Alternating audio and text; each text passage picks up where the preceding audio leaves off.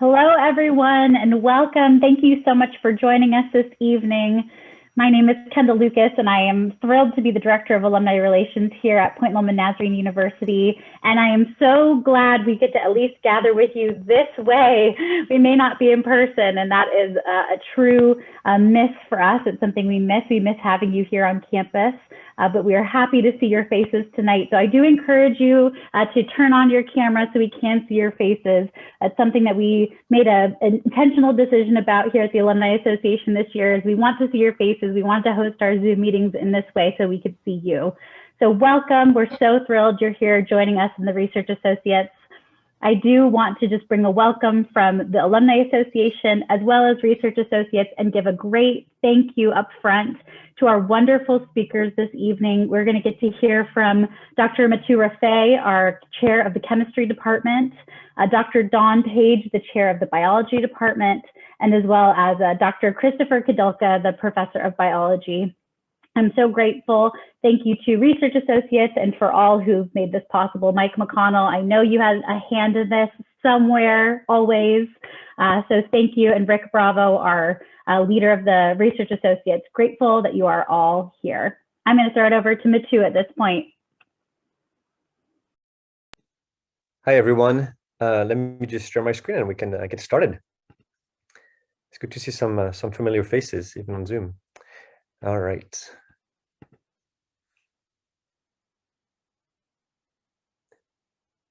Okay, just checking. Can everybody see that? All right, cool. Thumbs up. Yeah, we're good. All right. Well, so yeah, my name is Matthew Rufay, chemistry professor at Point Loma, department chair as well. And we're delighted to have you on Zoom. And so the program for the next 4 hours that you've dedicated to us is going to be, that was a joke, but it's too soon. A quick outline is where we've been. So we're going to discuss kind of like how did we adapt to COVID-19, which I'm sure many of these stories we're going to tell are familiar with what you guys have done. And then Dr. Kudelka is going to take over and talk about what we have done with testing and contact tracing and everything else. He's done a phenomenal job there. And I can't wait for you guys to hear how things have come to be us becoming a testing site, which is awesome. Well, him at least to be able to do some testing. And then I'll take it over again to talk about what have we done the last couple of years to prepare our students for a career. And so that's hopefully going to be interesting. And then we're going to take it over afterwards with Dr. Page and McConnell to have a Q&A because we don't want this to be a kind of lecture, but we would love to be interactive. So we thought it would be good to keep it fairly short so that you guys can actually ask questions, which is the goal. So there we have it. So here's the outline. But before we get started, I thought I would tell you where we should be. It turns out that there's a long tradition in the chemistry and biology departments to have a breakfast, research-associated breakfast, as you guys know. And that has started way before I joined the department. And so typically, if you guys recall, we should have this going on, which is a nice breakfast and great alum coming and joining us for a morning. And then we'd have a fun time talking, sharing stories, and giving you an update on what's happening. Instead, as you guys know, we went to this. And don't worry, this is not your faces, but these are random people I just found on Google. And actually, if you're lucky, sometimes you could also have this, which is everybody's kind of not connected. They're here somehow, but then that's what happened in our classroom a lot. So long story short, this is where we wish we were. And I know we're not there right now, but regardless, we're really grateful you guys are here. And we just want to give you a quick update of like what has happened at Point Loma in the last kind of year and a half. So with that being said, let me kind of give you a quick overview of what has happened and what we've done. And so I'm just basically going to share with you a timeline, which I think is easier to show you a picture than just words. So here's a timeline of last year to now, about a year. And I'm going to highlight a couple of things that has happened on our campus. And then I'm happy to answer some questions afterwards if you have further clarified questions on what I'm going to talk about. But what happened, as you guys know, is COVID hit pretty hard in the US in March. And so we were in the middle of a spring break when eventually it was decided to extend the spring break. And so I'd like to share a quick story with you, which is we were doing the typical Science Honors weekend. And it was February. We were really excited. We were meeting with the parents and the students. It was the evening. And I remember seeing Jill Monroe, our director of public affairs, walking by Cunningham. And she was telling us, oh, you guys, I'm really struggling with this COVID crisis. And we have to bring students back to campus from all over the country and all over the world. And so she was really, dealing with a lot. And I thought, oh boy, that's not fun, but we're doing pretty well in San Diego, right? Well, yeah, lo and behold, a few weeks after, we were in the same boat of like, hey, no, this is really worldwide, and we have to deal with it too. And so what happened is Point Loma decided to go to an extended spring break of 1 extra week, and then we basically moved on to a fully remote spring semester, first ever at Point Loma. That led to a summer research that was canceled, unfortunately, for the first time in probably 50 years. We just could not do summer research. And that was really a bummer for many people. And instead of that, we had to prepare for the fall semester because we were planning on having a hybrid fall semester, half students in the class, half on Zoom. And we would try to plan for this. But again, with everything going on in the county, we basically had to start earlier and we had to go fully remote. That includes lab as well. So the whole full semester, what happened is we were on Zoom, and then Zoom again, and then we Zoomed and keep Zooming. That was fun. And then we eventually had a break. We ended up the semester on December 4th, and we were able to avoid, if you wish, the flu season, or now COVID season, from basically Thanksgiving break all the way to March. And so what we've done instead is the university decided to offer a mini term, which is again the first that we've done, which is kind of like extended the break for Christmas and offering some online courses, which over 2,000 students registered for. So that's pretty much what has happened in the last year at Point Loma. And I got to tell you, this was very, very intense. A lot of new things that we've learned. And there's much more to talk about, but I'll leave it at that right now. Okay, so now I want to take it over. I want to transition to Dr. Kudelka to talk about what we've done specifically in last year on the same timeline, but from his side of the road, which is all the testing and everything that's been going on. As a virologist, he's been well equipped to do that, and so I'm excited to hear what he's going to say. Take it over, Chris.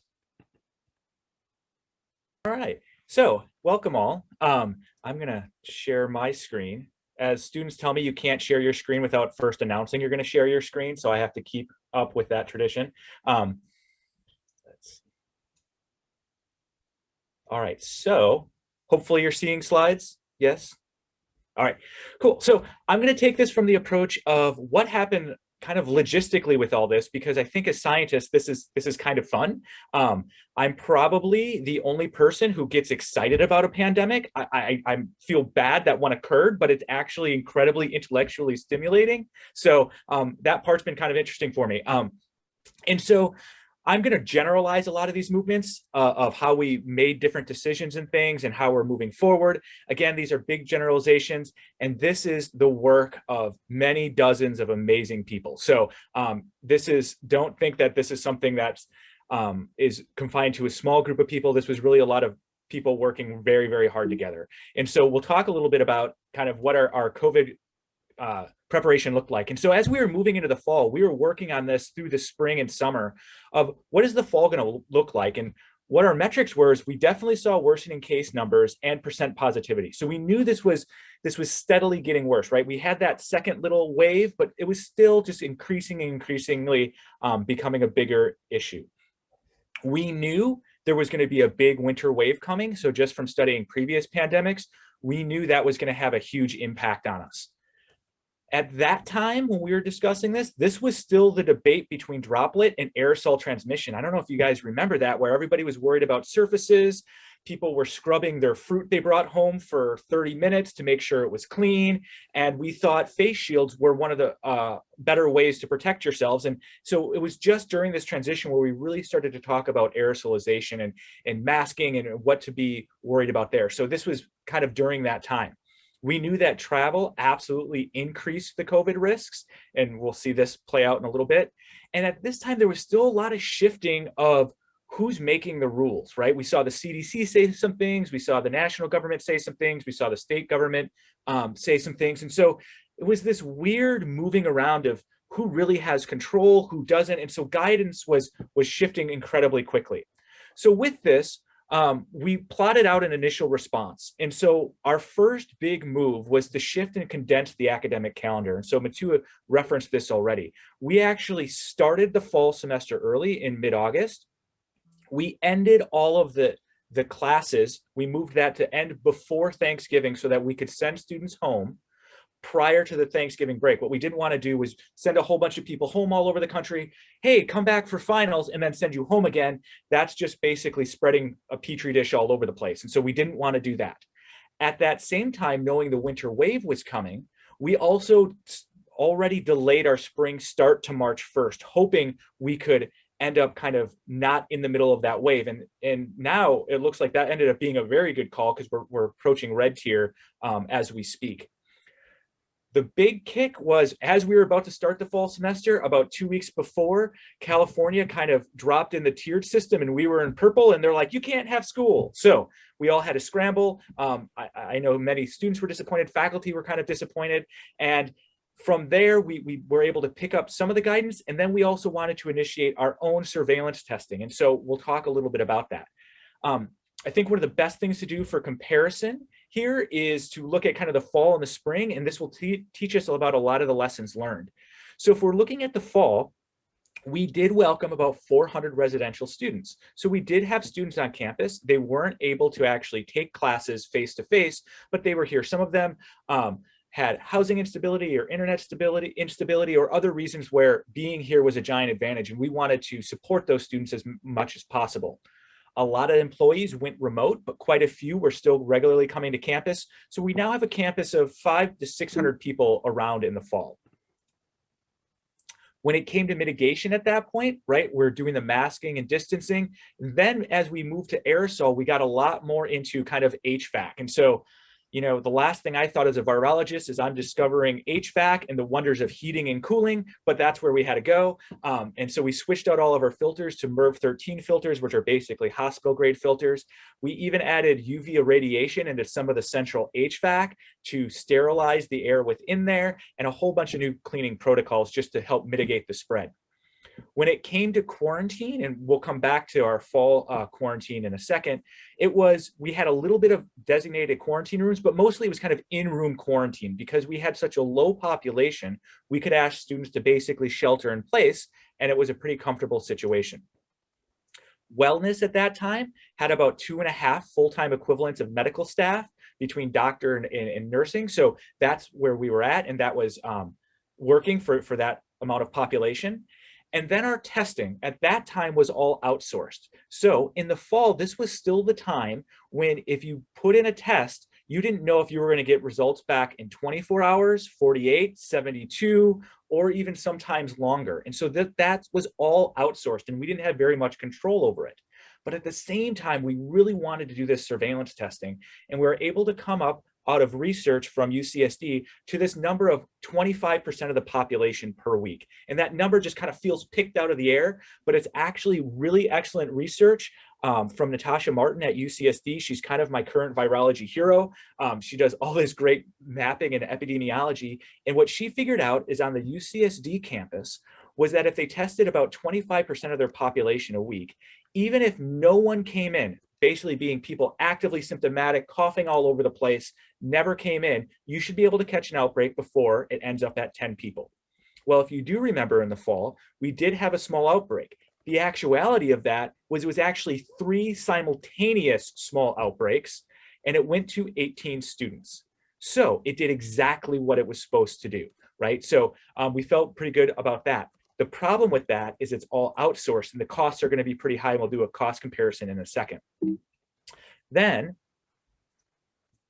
our communication was relatively rudimentary. We're going to talk about the improvement there, but most of this was emails like, hey, come in for your vaccination, and here's a Google sheet and sign up. And so we needed to really improve that kind of data side of it.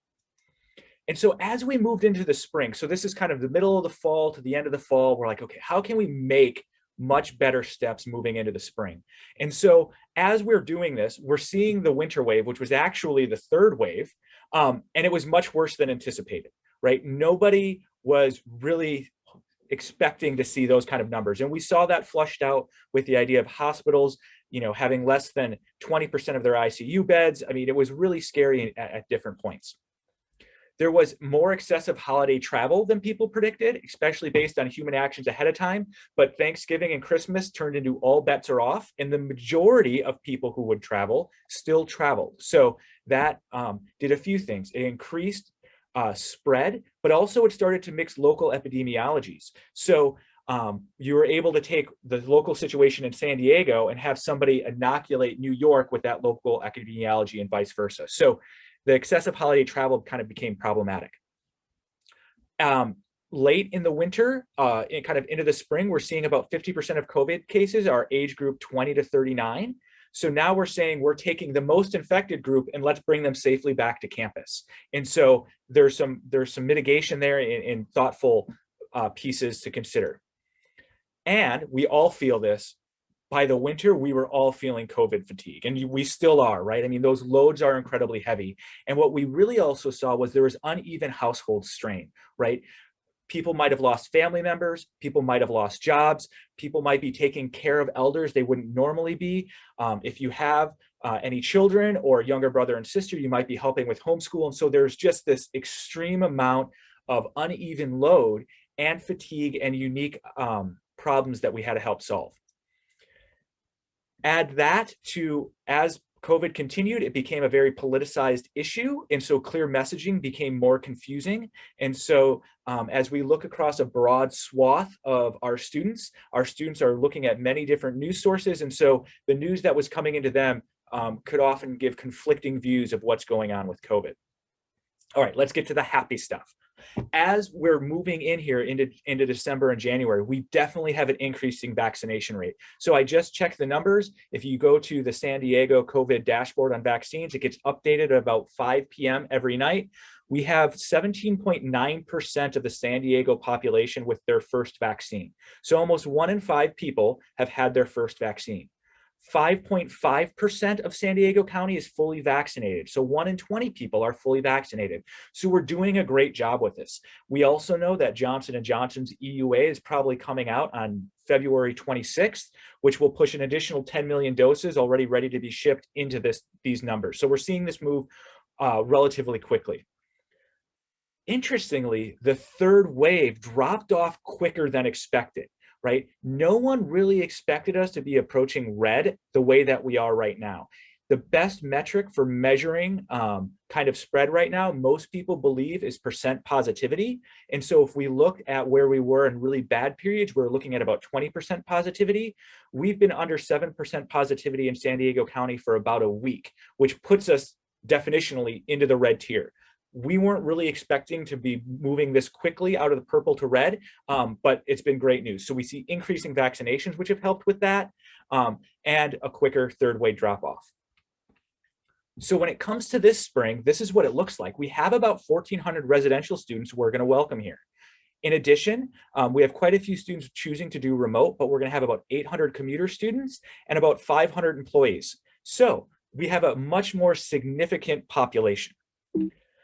As we continue to move with this, right, we use all the same mitigation techniques, but now we've also added outdoor classrooms. So about 25% of our classes will be offered outdoors, right? So that allows us to be starting classes within the purple tier and opportunity to have kind of larger numbers of students within a class. As far as quarantine, we now have a dedicated housing for up to 10% of our student population to be quarantined, so 140 students. We still have the ability to shelter in place, and if overflow is needed, we've already have plans with Bartell Hotels, who've been a great partner with us, to have overflow there. So we are really comfortable in our ability to quarantine. We've boosted our medical staff for this spring. We're at about 5 FTE, and we also added a full-time data person. And I know many of you are in the healthcare industry. Wow, I had no idea HIPAA and FERPA together would become this monstrosity of data and trying to communicate clearly. So we needed somebody who was very, very good at that, and we were able to get them. So this is where our story within the sciences gets a little bit more interesting, and that's with surveillance testing now. So we're still outsourcing our onboarding because we want to have what we call a CLIA certified lab. So CLIA labs are certified to give medical results. They're usually doing it in triplicate. There's a huge amount of oversight and paperwork and regulations to flow through in order to become CLIA certified. And so all of our students are going to be have an individual CLIA certified test when they come on. So we can kind of start to quarantine people already. We're expecting maybe 5% of our incoming students will be positive, and we can basically do what we kind of call a clean start. Those people can be quarantined, and then the population that is attending will be relatively COVID-free. Then we will begin our surveillance testing. And so we're going to test 50% of our population every week. And so we're going to do something called pooled testing, which I'm going to talk about in a second. But we're going to double the amount of testing. And then with that, we're going to use only outsourced pieces for confirmation. And I'm going to show you why. So comparing testing to the fall and spring, I have to show you some numbers. In the fall, if we tested 25% of our population every week, that was about 150 tests per week. Back of the envelope, that was about $147,000. Some of those tests, depending upon how they were done, were closer to $100, so about $150,000. If we did the spring at the same rate, we are now $660,000. If we move that up to 50% testing, we're 1.3 million. So that is a very scary number. At least it's a scary number to me. And so we wanted to change up how this was. And so we went to pooled testing. So this is the way that PLNU is going to do pooled testing. We are still going to use the same PCR technique that's being used outside of Point Loma, being used commercially and being used by these CLIA certified labs. And we're going to take the saliva sample of 10 people and combine them into one test. Because we should have a very low rate of positivity, most of these pooled samples will come up negative, and we can safely clear those 10 people and say you are currently COVID negative. If one or more of those people are positive, we'll have a positive test. If we end up with a positive test, we will take that same pool of people. They won't have to come back and give saliva, but we will subdivide them into smaller pools of 2 to isolate 2 individuals who could possibly have COVID-19.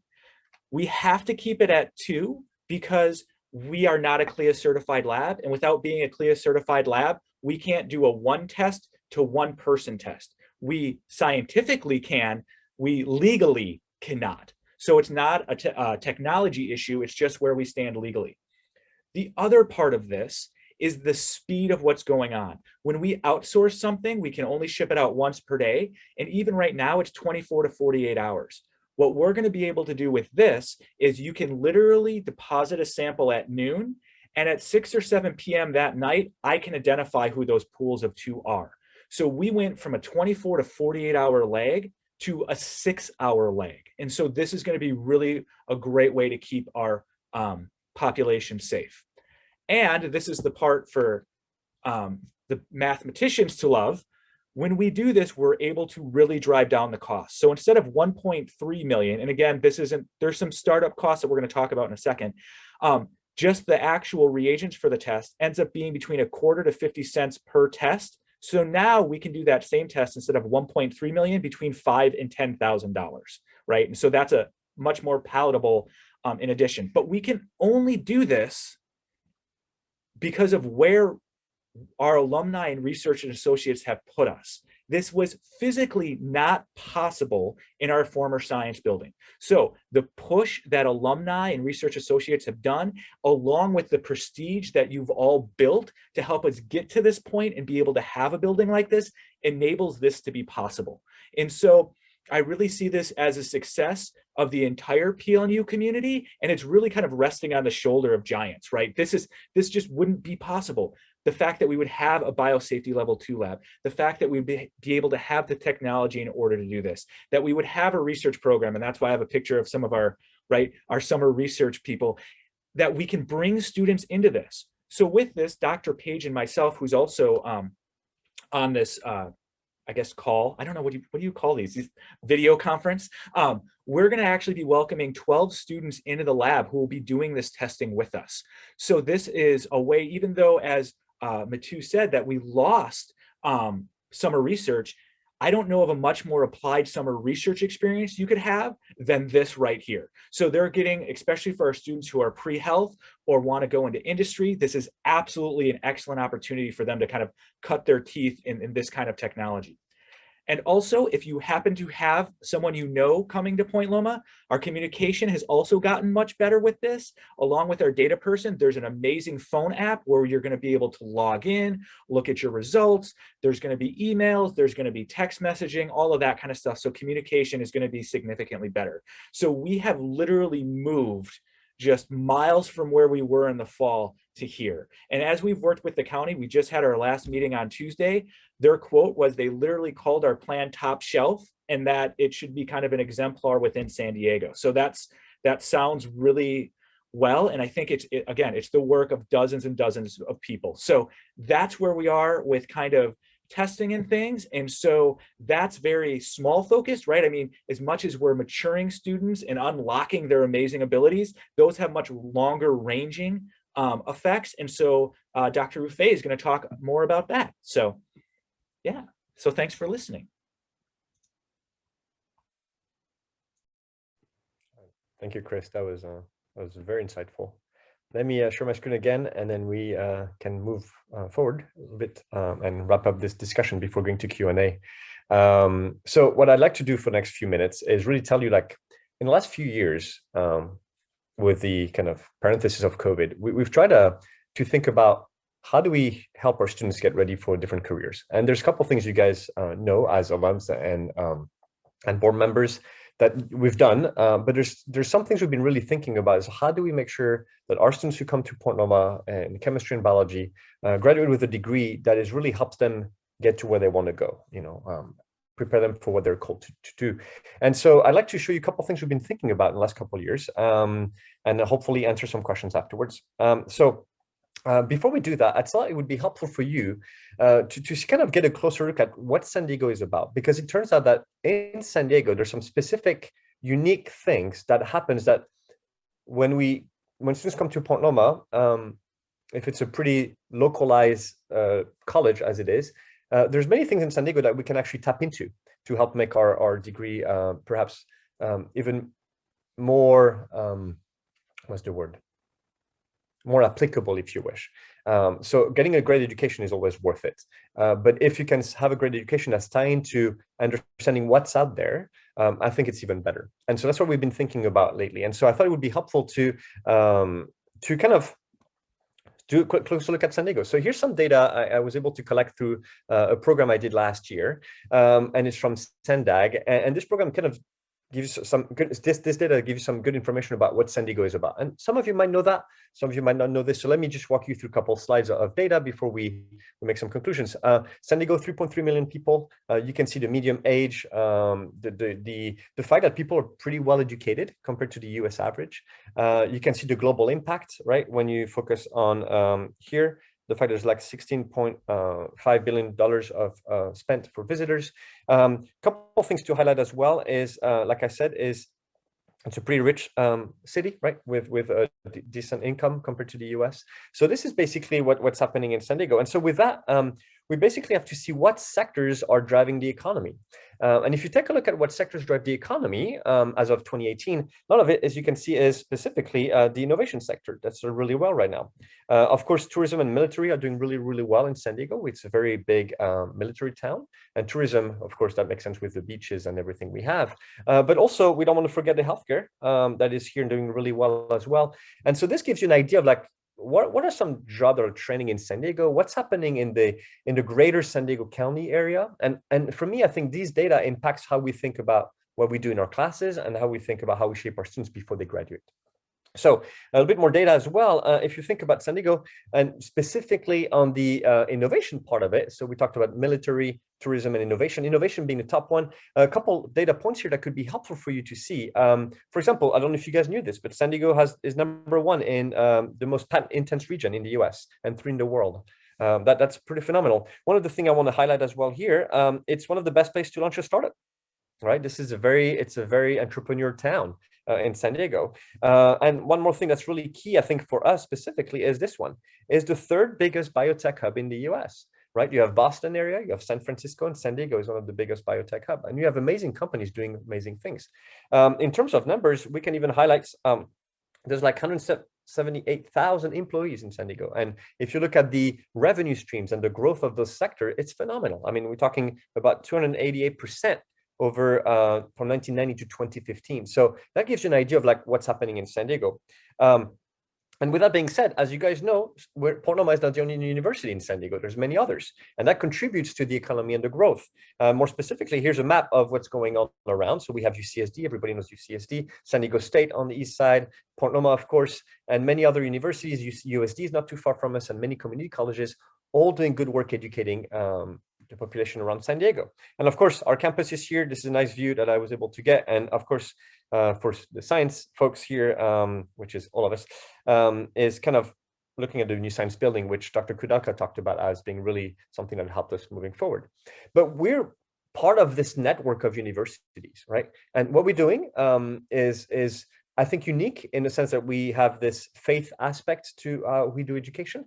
But I think that's also helping us discern how do we play in this kind of like network of universities, and where do we have kind of a niche, right? What can we do better for students specifically?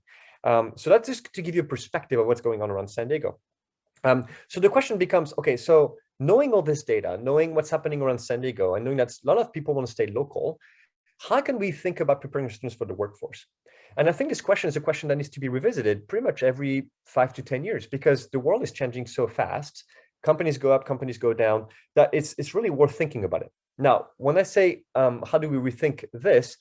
You're not going to change an entry-level chemistry or biology course, because the foundation of science needs to be set, and that's okay. However, there's some things we can do in small ways to really help say, hey, once you have this foundation, how do you find your career in each area? Or how do we connect you to biotech if that's what you want to do? How do you become a teacher? And knowing what's out there and what does the workforce look like and what does the localized area of San Diego looks like, it helps us better prepare students for what they really want to achieve and do. And so I just want to share a few things we've done there to really think about this question, because again, I think it's an important question to ask to make sure our degrees at Point Loma are relevant and helps our students really get them ready for the career that they aspire to pursue. So one thing I thought I would show you one more piece of data to get another glimpse of, again, what San Diego has been doing. There was this from 1990 to 2020, there was this fifth wave. And this fifth wave was like a lot of things that were like booming in San Diego. And again, we have a lot of biotech there that are highlighted, right? Computer tech, internet workforce. This is where all the social media and everything come up. And of course, a lot of it happened in the Bay Area, but some of it in San Diego as well. And now we're moving on to kind of a new wave of technology. And San Diego is a big part of this. So 3D printing, robotics, AI, genomics. And this is where like companies like Illumina and others are doing a really phenomenal job to move things forward to the next wave of things. And so again, with this in mind, what are we doing in our classes and in our labs to really help our students be ready for this? Because we believe there's some phenomenal careers out there. And I think part of our job is to shape our students, teach them, equip them, help them with their faith, and then get them ready to enter the workforce. So what I decided to do 2 years ago was take a sabbatical in biotech. And the goal was twofold. First, I wanted to kind of upgrade my skills as a chemist and be able to work on new antibiotics, which I thought was really interesting and relevant. And second, I thought I would try to find a way to connect with some biotech executives and scientists around San Diego and more specifically La Jolla area to ask them some questions about what does the biotech industry look like in San Diego? If it's the third biggest biotech, if it's bringing that much money and employing that many people, what does it look like? And how do we, what could we do to get our students to biotech for those who want to work in biotech? And so I spent a whole semester there, and it was really a wonderful experience. And I was able to eventually basically interview a bunch of scientists. So I basically interview all these people by connection. So let me go back on my slides, animations. But these are just people I was able to connect. Some of them are alums from Point Loma who were willing to meet with me, work in biotech. Others were connection from Forge. And it was phenomenal just basically have lunch with these people and ask them questions about what does life in biotech look like? And how can we prepare students better? And so to give you a summary, these are the companies I met with over the 3 months I was at Ford Therapeutics. And it was really just very insightful. And so what I thought I would do before I wrap up is to show you a couple of the questions I've asked and some of the answers I got. And then I'll tell you what we have done to hopefully help answer some of these questions and prepare students. And so what I did is I asked 7 questions. And so the first one was, what is the culture of your company? The second one is, what are some characteristics of a good employee, right, that it could define? The third question I ask all these people, which again was the same set of questions, how do they recruit good people? You know, that's not an easy thing to do. What skill do they look for in a recent graduate? And then what are some of the things you wish you had learned while in college? Because I thought if I could get that data, I could give it back to our students. And then what does work-life balance look like, which is a question many students ask these days. And last but not least, what does the future of biotech look like in San Diego? What's their take on that? So I won't go through all these questions. I'm just going to highlight 3 of them for you and show you some of the results that I thought was very interesting. Question 1 was, what is the culture of your company and what actions have you taken to be where you want to be? And it's interesting to see that most companies would answer that it's all about the people. They're looking to be very efficient, and time is money. Hardworking. It's a very transparent trust industry. They're looking for people with responsibility and ownership, clear communication, and of course to celebrate success. So that was one of the things people say to create a culture in biotech. Now, if you move on to the question 2, which I thought for me was also interesting when it comes to preparing students for the world out there, and specifically biotech, what are some 3 characteristics of good employees? And I thought that would be insightful for us to say, is there anything we can do in our classes and outside in the extracurricular to help our students have those characteristics? So of course, being learners, critical thinkers, skilled, scientifically intelligent, risk takers and passionate, that was really interesting. Collaborative and team players, yet independent and be able to make decisions was something that came up a lot.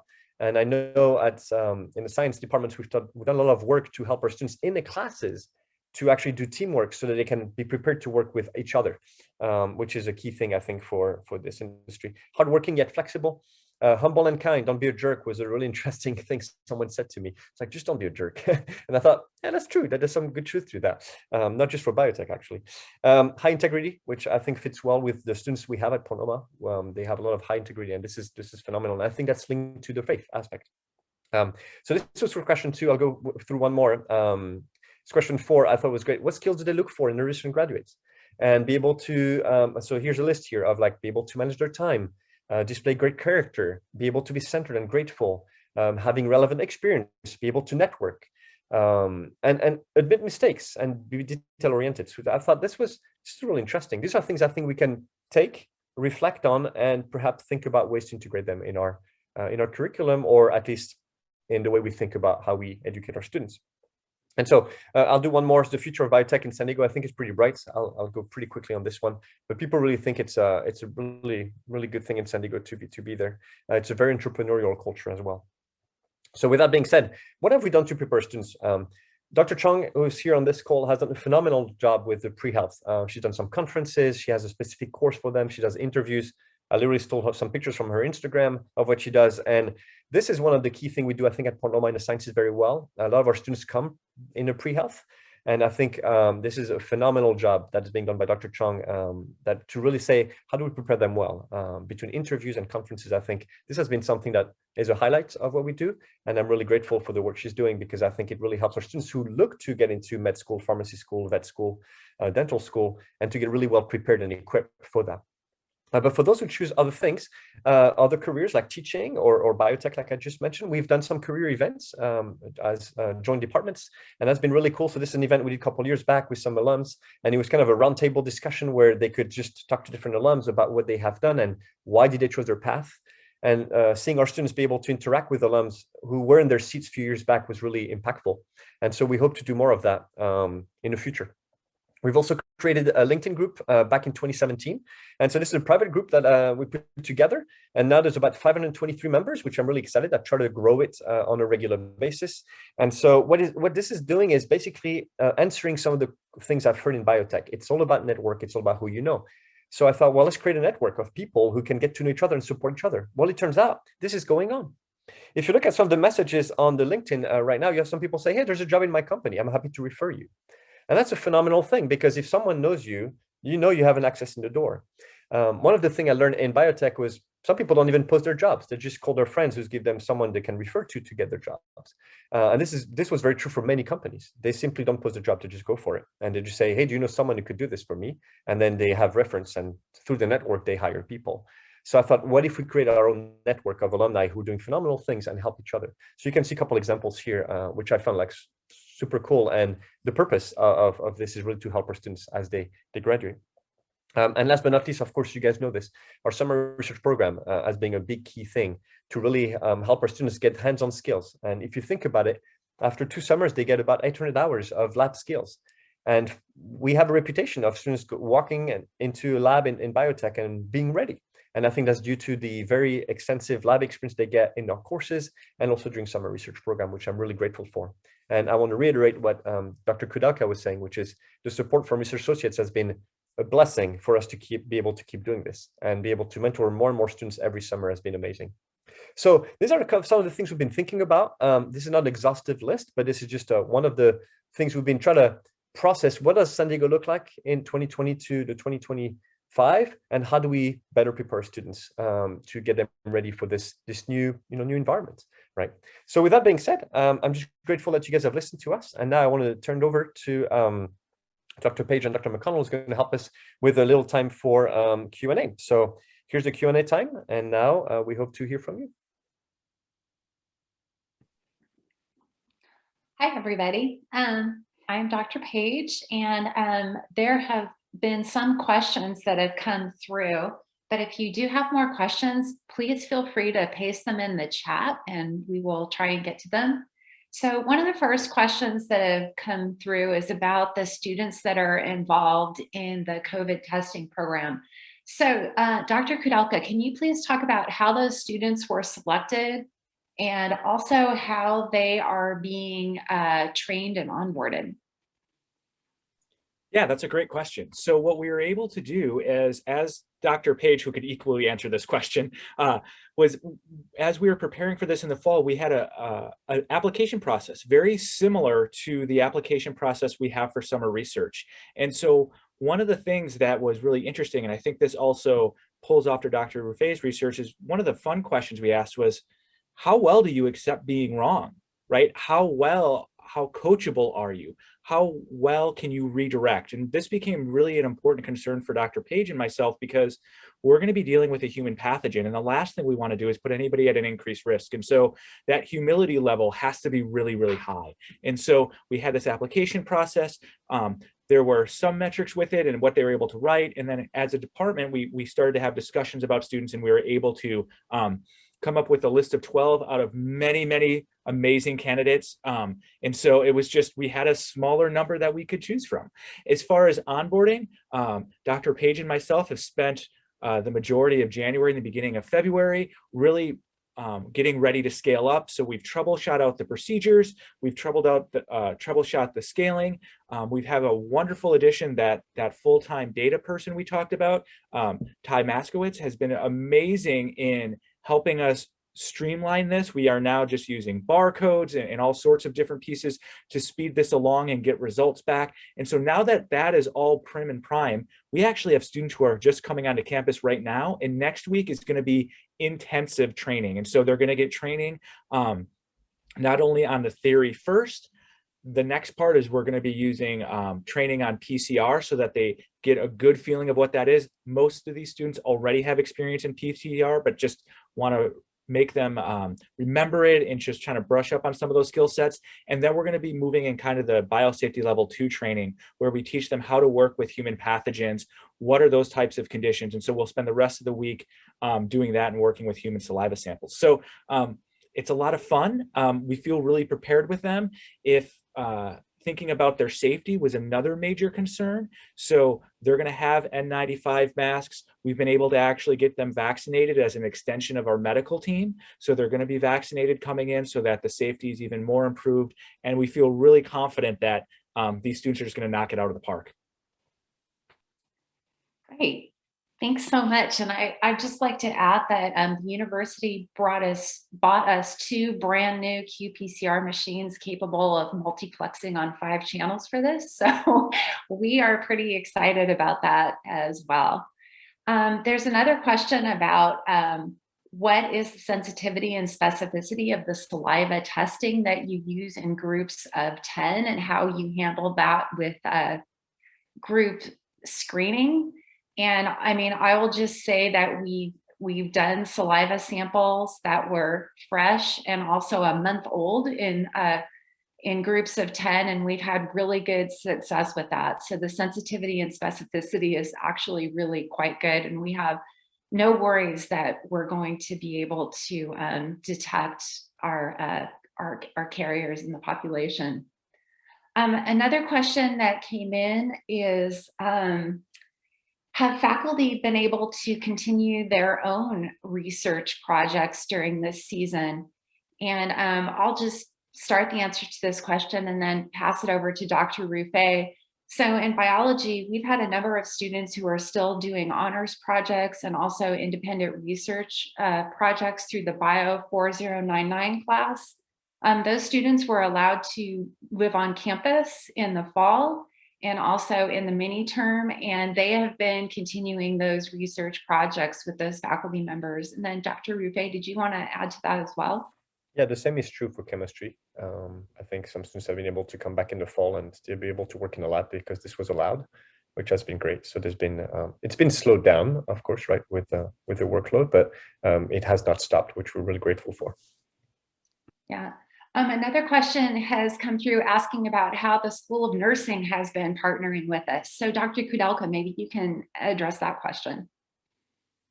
Yeah, this has actually been one of the really wonderful pieces is, as you know, if you ever had any friends in the nursing program, they can feel isolated. The regiment that they're under is so strict, and the exact learning outcomes are literally like 7 a day per every half an hour. I mean, they are really deep into this. And so often they feel as if they're a different part. And what this has really allowed us to do is been able to combine the sciences with nursing. And so it's been a lot of fun. Dr. Page and myself have been able to work really, really close with wellness. And so we're kind of, getting to learn a lot about what human health and taking care of a population versus an individual looks like. Our nursing staff, including not just the staff, but the students, have been helping with saliva collection and quarantine. And so they are getting their, what would normally be kind of an externship for them, they're able to do it here on campus and help fulfill the campus mission. And so it's been a really exciting collaboration, and it's been fun just to bring these two sides closer together, and especially with the idea as our kinesiology department grows and we're going to be bringing on a PA program, just to bring this all together just feels really good. And this was an impetus to do this in an organic way that we just didn't see coming. Great, thank you so much.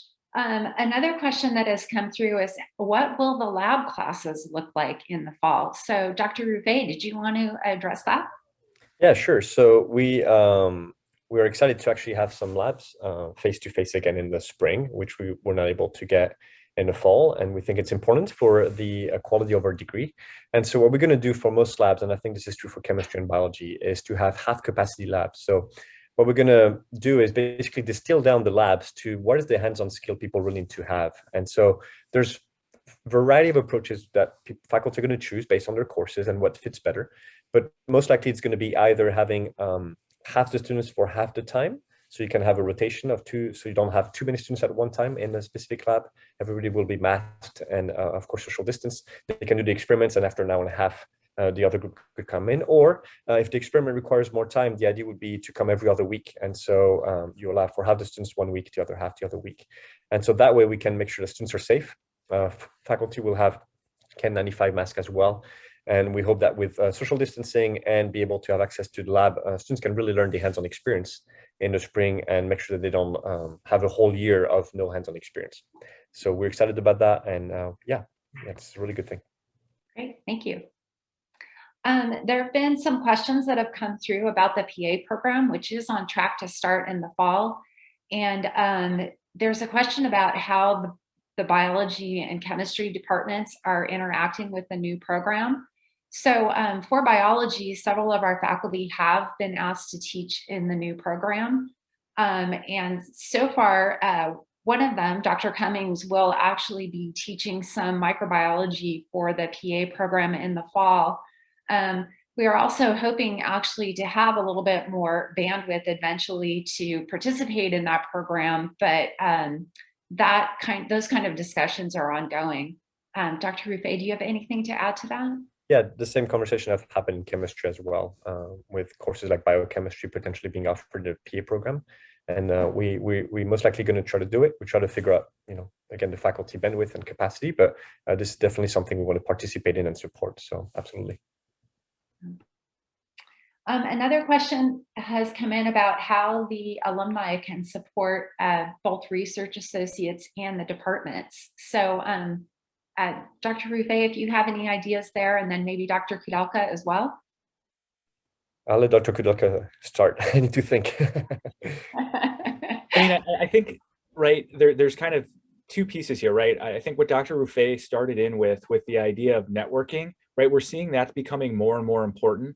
And so being able to, lend those connections, it's a little bit sad to say, but a lot of times it's who you know, more important than a lot of other things. And so we're seeing that because it's a trust factor. If it's an extension of trust, you are asked to see if somebody can do a job because I trust you, which means I think you have a good judge of character and I will therefore trust them. And so I think becoming part of that is really important. I think the other thing is I still can't get over how amazing our summer research program is and the support that's grown from that. I mean, there's just nothing like it. In fact, it's what drew me as a faculty member here. It was a huge draw to see that kind of support, and it feels like a giant family. And I just kind of feel lucky to kind of have been adopted into it, right? And so, continuing to support research associates has huge multiplicative outcomes, as many of you have felt. So I think those would be kind of the big two that I'm coming up with, and I hope Dr. Ruffey can edit and improve. Nope. You said it perfectly. I'm just going to say ditto.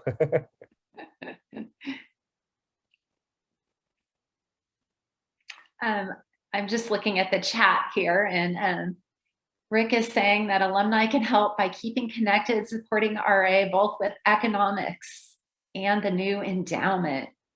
We need to increase the student summer stipend. So I would just echo Dr. Bravo's comments there. Yeah, and maybe one more thing, but we, there's some equipments that also starts to run old, and so supporting for that, so we can make sure students are also learning on newer equipments might be helpful. So if you have some connections or some potential donations that you guys know of, would be excited to explore the idea. I think I'm going to jump in there if you don't mind. We were so blessed to have the building, as you guys all know, and with the building came a lot of great new equipment. But the problem with that is a lot of this equipment starts to get old and outdated at about the same time. And we're not there yet, but it's good to think ahead a little bit and start to replace some of these on an annual basis, so we don't get to the point where suddenly everything's dying at the same time. So it's something to really think about ahead of time. It's a blessing for sure, but it's something that is going to come to fruition pretty soon. Thanks, Dr. Durrell. I'm not seeing any other questions coming through in the chat. Did you guys have all your questions answered here? Anything else? Oh, here we go. Is the summer research program still expected to continue this summer with COVID? We are planning for it to continue, but that is still somewhat up in the air. So that is definitely going to be a to be announced type of thing.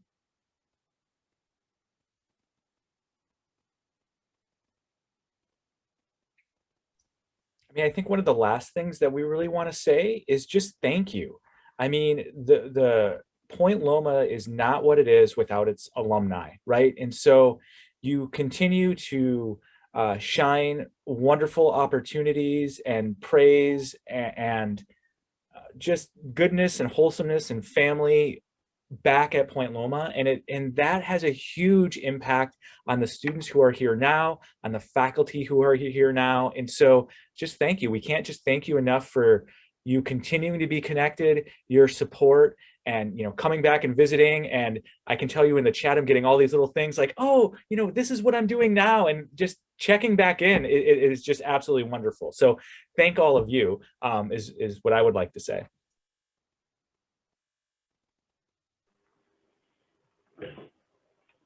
All right, well, with that, can we all thank our wonderful panelists for this time together this evening with our little silent claps here.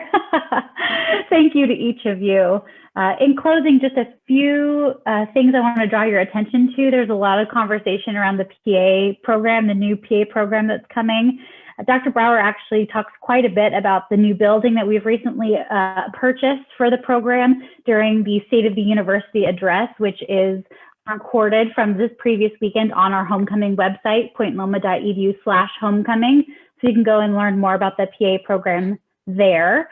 I also have to make a special recognition of one of our Alumni Spotlight awardees. So in lieu of our traditional awards this season in this strange virtual homecoming world, we were able to recognize 15 individuals for the work that they've been doing this year in healthcare and on the front lines and in social justice work. And actually one of our Biochem alums, Jacob Mitchell, received one of our Alumni Spotlight awards. And it was just like you were saying, I can't remember if it was Matu or Chris, but about how you prepare students to go out and work in labs and do what is next because they've had this summer research. Well, Jacob is a shining example of that. He's working at Abbott Labs, and he's actually doing COVID research right now in the thick of all of this. So I'm going to put a link in the chat so you can go read more about him and the rest of our alumni spotlights.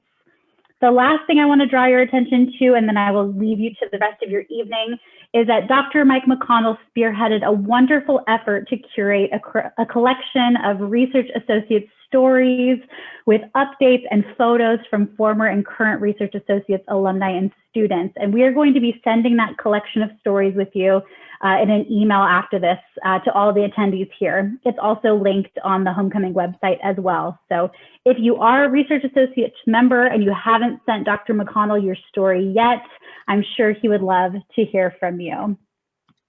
Thank you so much. If you wouldn't mind, I would love to just close us in a word of prayer over the work that this wonderful faculty team is going to be doing on behalf of all of the university and all that you all are doing in the health and medical field and research.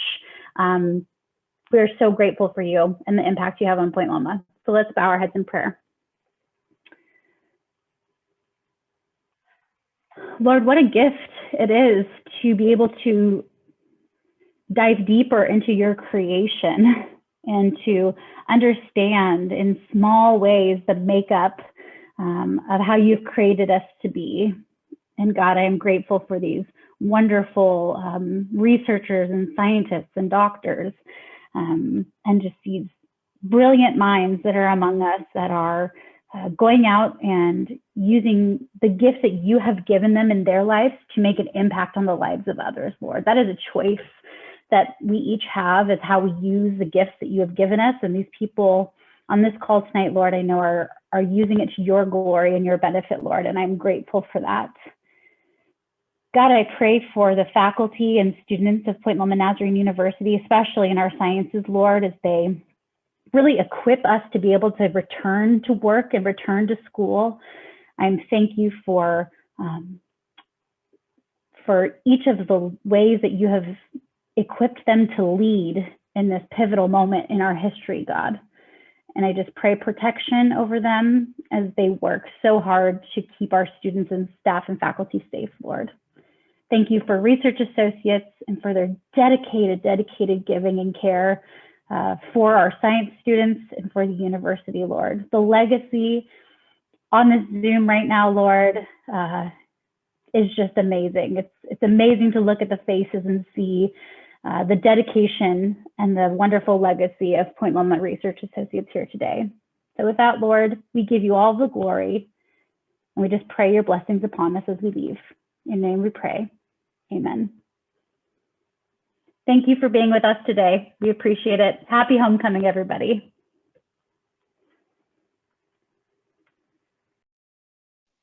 So nice to see everyone.